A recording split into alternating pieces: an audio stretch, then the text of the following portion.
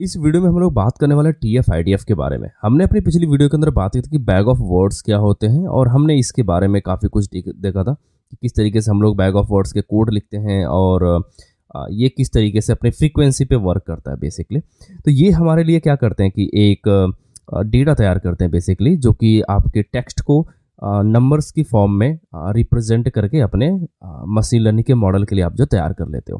क्योंकि machine learning के जो भी मॉडल्स होते हैं वो टेक्स्ट पे वर्क नहीं करते, वो बेसिकली नंबर्स पे वर्क करते हैं। तो यहाँ पर भी हम लोग यही कर रहे थे। हमने जैसे कि यहाँ पे सेंटेंसेस लिए थे अपने बैग ऑफ वर्ड्स के अंदर और हमने इसको क्या कहते हैं कि कन्वर्ट कर लिया था कुछ वोकेबलरी के अंदर, और उन वोकेबलरी के लिए हमने यहाँ पर उसकी फ्रीक्वेंसी लिख दी थी कि कोई अगर एक बार आया, जैसे एंड अगर आया हुआ है तो उसके लिए 1, अदरवाइज उसके लिए 0। और अगर कोई वर्ड अगर 2 बार आया हुआ है किसी सेंटेंस के अंदर तो उसके लिए हम लोग यहाँ पे 2 लिख रहे थे, जो कि आप यहाँ पे फ्लाइट के साथ में देख सकते हो। यहाँ पे फ्लाइट हमारे पास 1 बार है और यहाँ पर भी वो 1 बार है।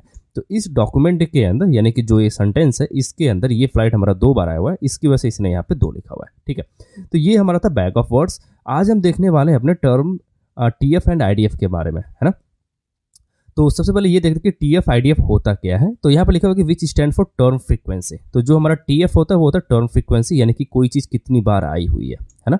और दूसरा होता है आईडीएफ और वो है हमारा इनवर्स डॉक्यूमेंट फ्रीक्वेंसी।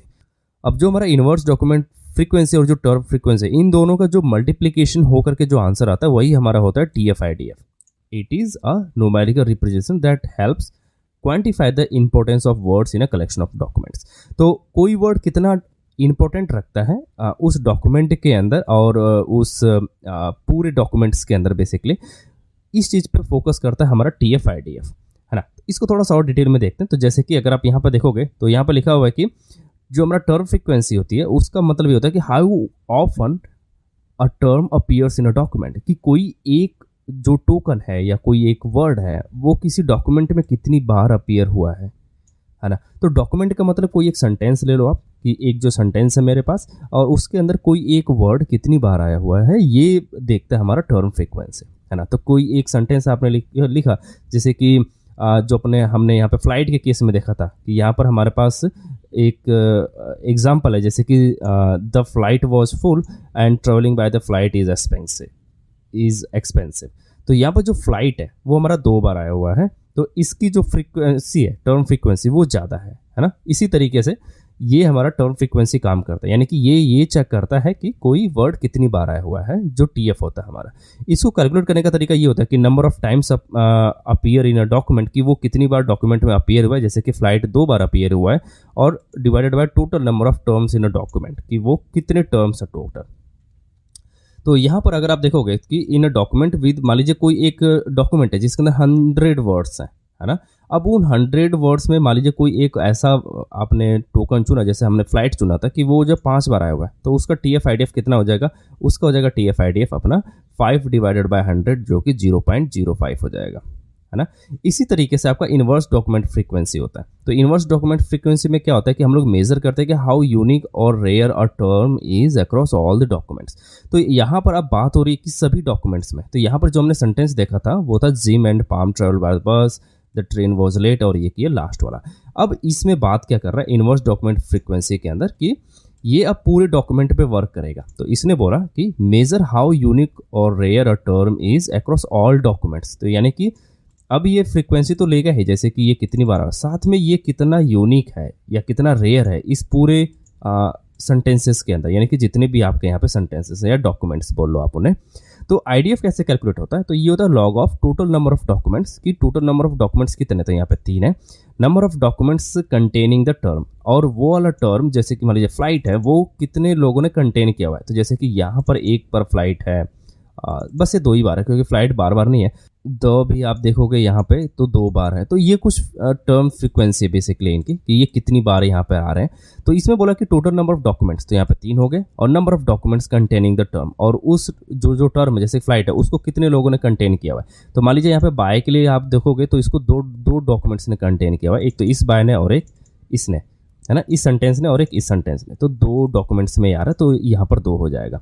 ऐसे ही अगर हमें यहाँ पर एग्जांपल के तौर पर देखें कि इफ़ देयर आर, मान लीजिए थाउजेंड्स डॉक्यूमेंट्स होते हैं, यानी कि थाउजेंड्स आपके ऐसे सेंटेंसेस होते हैं, उसमें से क्या होता है कि वो 100 सेंटेंस में कोई एक वर्ड आ जाता है, तो उसका क्या हो जाएगा, log of 1000 divided by 100 equal आपका 1 हो जाएगा ना। इस तरीके से कैलकुलेट होता है।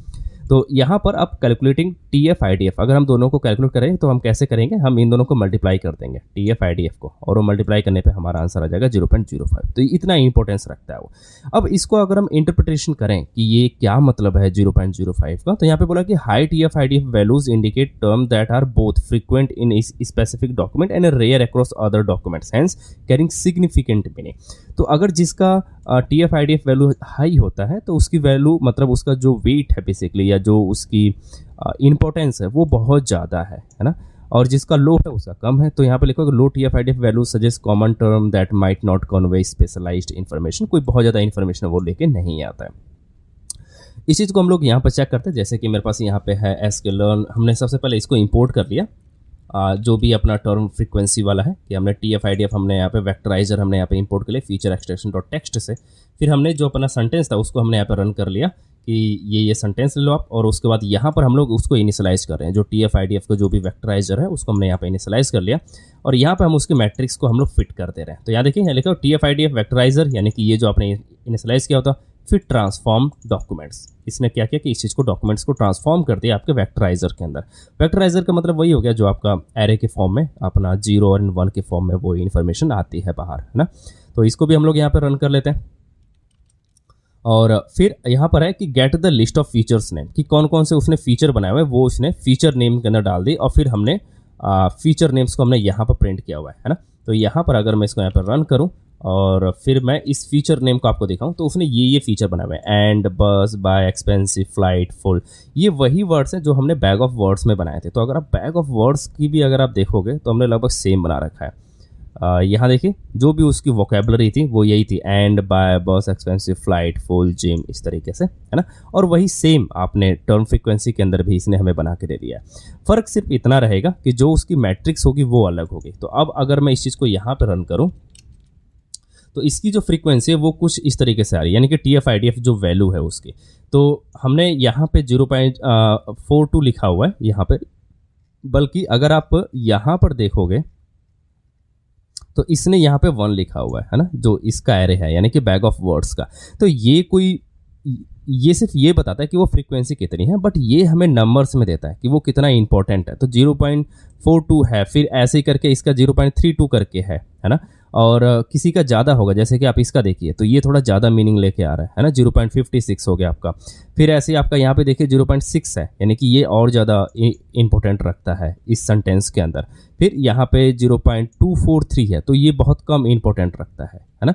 तो अगर आप यहाँ पर चेक करोगे तो आपको वोकेबलरी चेक करनी पड़ेगी सबसे पहले कि ये किसकी वैल्यू। तो ये जो वॉज है हमारा, ये देखिए ये जो लास्ट की वैल्यू है, तो ये कम मीनिंग रख रहा है क्योंकि इसकी बहुत ज़्यादा मीनिंग नहीं है। ट्रैवलिंग, ये भी थोड़ा सा कम रख रहा है ना।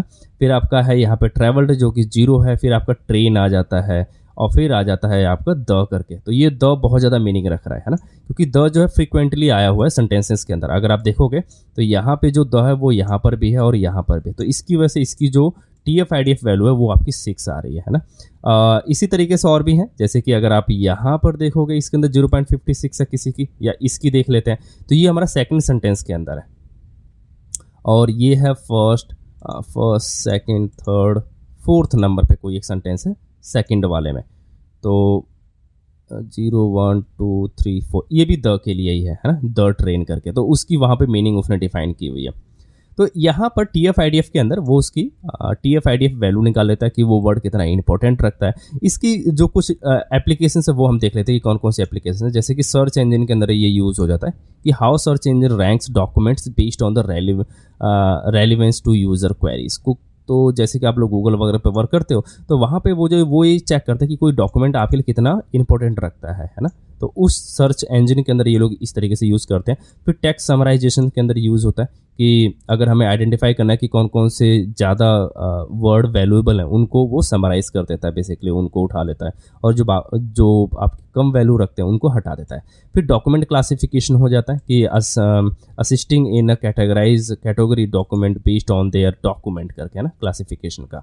यहाँ लिमिटेशंस भी हैं कुछ इसके, जैसे कि TF-IDF does not consider the context और मीनिंग ऑफ द वर्ड्स। इसको मीनिंग ऑफ द वर्ड से कोई मतलब नहीं रहता, बस ये आपको उसकी वैल्यूज़ के बिहाफ पे दिखा देता है। और फिर आता है आपका prone to high frequency term dominating the importance, जैसे कि इसमें द था, तो द का जो है बहुत ज़्यादा इंपॉर्टेंस रख रहा था। ऐसा इसलिए बिकॉज वो बहुत ज़्यादा फ्रीक्वेंटली अपीयर कर रहा था हमारे जितने भी यहाँ पे डॉक्यूमेंट्स थे, तो इसके अंदर द देखिए फ्रीक्वेंटली अपीयर हो रहा है। तो ये थोड़ा इसका ड्रॉबैक है कि क्या होता है कि हाई फ्रीक्वेंसी वाले जो भी टर्म होते हैं उनका ज़्यादा डोमिनेशन रहता है इसके अंदर, वो ज़्यादा अपने वेट रखते हैं इसके अंदर।